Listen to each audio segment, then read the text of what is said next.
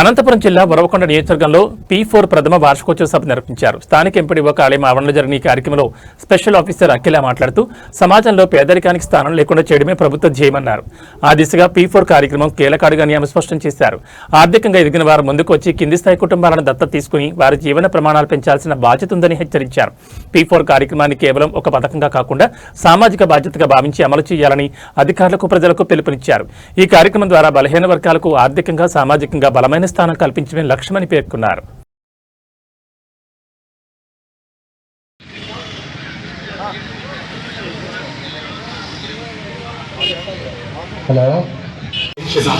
ఇలాంటి ఎన్నో సంక్షేమ పథకాలతో ప్రజల జీవితాల్లో వెలుగులు నింపుతూ పేదరిక నిర్మూలన దిశగా స్వర్ణాంధ్ర భవిష్యత్తు నిర్మాణం ప్లాన్ చేస్తాం. గోల్డ్ ఫైనాన్స్ అండి మైలవరం యోగా అసోసియేషన్ తరఫున వీరితో పాటు ఇంకొక 10 కుటుంబాలను కూడా దత్తత తీసుకున్నామండి. వాళ్ళకి కావాల్సిన విధంగా మేము ఏ విధంగా సహాయపడగలమో దాన్ని బలవంతంగా తీసుకున్నారా విల్లింగ్గా తీసుకున్నారా? విల్లింగ్గా తీసుకున్నామండి. బలవంతంగా యాక్టివిటీస్ అన్నీ కూడా గతంలో ఎప్పుడు చేస్తూనే ఉంటాను. మా బాబు ఇప్పుడు 14 ఇయర్స్. మా బాబు ఎవరి బర్త్డేకి కూడా ఒక సర్వీస్ అనేది అందులకి కానీ కాలేజీ ఫీజులో ఏదైనా కావాలంటే బాబుల ఫీజు కట్టడం కానీ, ఒక స్కూల్లో ఏదైనా కావాలంటే ఏదైనా ఒక ఐటెం డొనేట్ చేయడం కానీ 15 ఇయర్స్ నుంచి కూడా ప్రతి ఇయర్ ఫస్ట్ ఇయర్ నుంచి చేసుకుంటాం.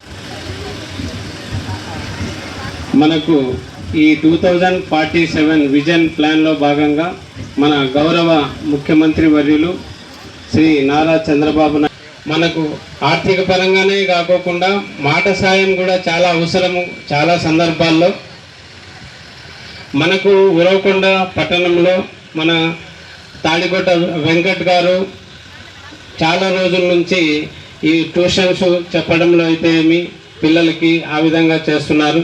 తర్వాత వ్యవసాయ పరంగా మన ఓబ్లేస్ గారు కూడా చాలామందికి సాయం చేస్తున్నారు.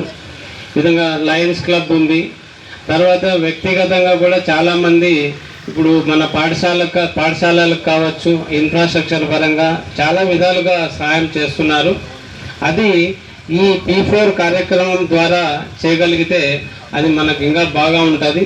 అందుకని చెప్పి ఇప్పుడు మనకు ఈ బంగారు కుటుంబాల్ని ఈ మార్గదర్శుల్ని కలిపి కొద్దిగా వాళ్ళతో ఇంటరాక్షన్ మాట్లాడి జరిపి P4 యానివర్సరీ అంటే ఈ P4 అనే కార్యక్రమం స్టార్ట్ అయ్యి 1 ఇయర్ అయింది.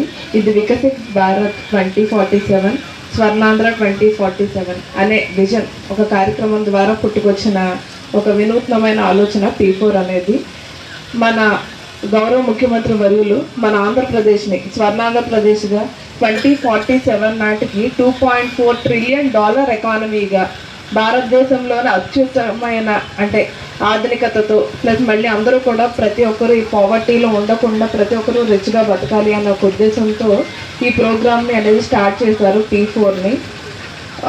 మనం వికసిత్ భారత్లో చూస్తే ఒక 10 సూత్రాలు ఉన్నాయి. అవి ఏంటి అంటే పావర్టీ లేకుండా ఉండాలి, ప్రతి ఒక్కరు ఆరోగ్యంగా జీవించాలి, ప్రతి ఒక్కరు కూడా సస్టైనబుల్గా ఉండాలి అని చెప్పి 10 సూత్రాలు ఉన్నాయి. అందులో జీరో పావర్టీని మెయిన్గా తీసుకొని ఎవరు కూడా పావర్టీలో బతకూడదు అంటే బిలో పావర్టీలో ఉండకూడదు అనే ఉద్దేశంతో P4 కార్యక్రమాన్ని తీసుకొచ్చారు. ఇందులో మనం చూస్తే మనం చేసేదే అంటే ఎవరైతే సహాయం చేద్దాము అనుకుంటున్నారో వారు రోజు చేసేదే. ఎవరైతే పేద ప్రజలు ఉన్నారో వాళ్ళకి మీ వంతు చేతి సాయం డబ్బులు ఇవ్వడం కానీ లేకపోతే అడుగుగా భావించి పేదరిక నిర్మూలనలో మన ప్రతి ఒక్కరు భాగస్వాములు కావాలని ఆశిస్తూ నాకు ఈ అవకాశాన్ని ఇచ్చిన ప్రతి ఒక్కరికి ధన్యవాదాలు. Thank you. మా ఆయన పేరు చిన్నకొండన్న. నాకు 2 పిల్లలు. మా ఊరు ఛాయాపురం, వజ్రకారూరు మండలం, అనంతపూర్ డిస్టిక్. ఇక్కడ వచ్చిన మేడం వాళ్ళకు, సార్ వాళ్ళకు, ఇక్కడ వచ్చిన ప్రజలకు అందరికీ నా యొక్క ధన్యవాదాలు. మాకు సీఎం ప్రోగ్రాం ఛాయాపురం గ్రామంలో జరిగింది. సీఎం ప్రోగ్రాంలో మమ్మల్ని పేద కుటుంబాలుగా బంగారు కుటుంబాలుగా మమ్మల్ని తీసుకొనడం జరిగింది. మా పేద కుటుంబాలను గుర్తించినందుకు మీకు ధన్యవాదాలు సార్.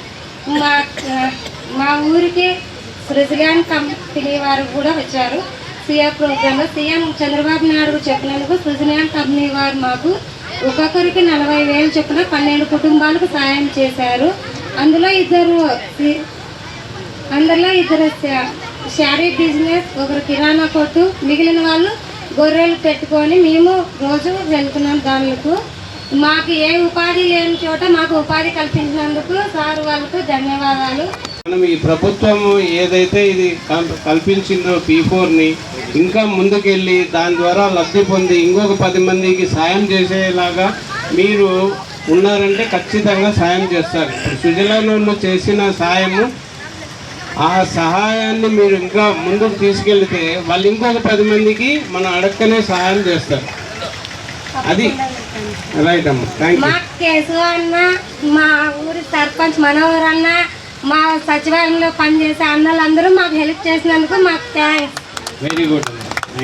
ఈ కేవలం ఒక 1000 రూపాయలు ఎగ్జామినేషన్ ఫీజు కట్టలేక ఆ ఇయర్ ఎగ్జామ్స్ రాయలేదు. 1000 రూపీస్ ఎవరికి చెప్పే విషయం, ఎవరికి చెప్పాలో తెలియదు, ఇంట్లో వాళ్ళు ఇవ్వలేదు. ఒక్క 1000 రూపాయలు లేకపోవడం వల్ల ఆ అమ్మాయి ఎగ్జామ్ ఫీజు కట్టక ఎగ్జామినేషన్ రాయలేదు. కనీసం టీచర్లకు చెప్పున్నా కూడా కట్టేవాళ్ళు.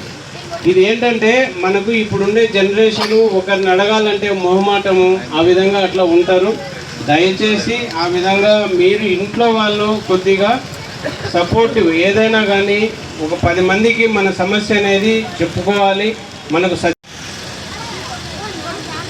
ముఖ్యమంత్రి వర్యులు నారా చంద్రబాబు నాయుడు గారు స్వర్ణాంధ్ర సృష్టికర్త, వికసిత్ భారత్ను అన్ని రాష్ట్రాల కంటే మిన్నగా నడిపిస్తున్నటువంటి ఒక విజనరీ పర్సనాలిటీ.